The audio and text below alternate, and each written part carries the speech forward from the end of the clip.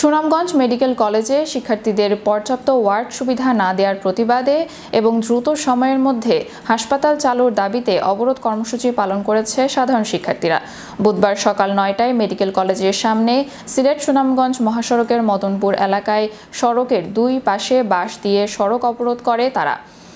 এ সময় সড়কের দুই পাশে কয়েক কিলোমিটার জুড়ে দীর্ঘ যানজটের সৃষ্টি হয়। এতে চরম ভোগান্তিতে পড়েন পথচারীরা। এদিকে শিক্ষার্থীদের কর্মসূচি চলাকালে শিক্ষার্থীদের ক্লাসে ফেরাতে কর্মসূচি স্থলে আসেন মেডিকেলের প্রিন্সিপাল মোস্তাক আহমেদ ভূঁইয়া।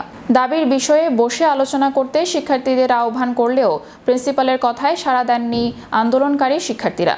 খবর পেয়ে শান্তিগঞ্জ উপজেলা নির্বাহী অফিসার সুকান্ত সাহা ঘটনাস্থলে এসেও শিক্ষার্থীদের বোঝাতে ব্যর্থ হন। আন্দোলনকারী শিক্ষার্থীরা দ্রুত সময়ের মধ্যে হাসপাতাল চালু ও পর্যাপ্ত ওয়ার্ড সুবিধা প্রদানের দাবি জানান। দাবি না মানা হলে কর্মসূচি চালিয়ে যাওয়ার হুঁশিয়ারি দেন শিক্ষার্থীরা।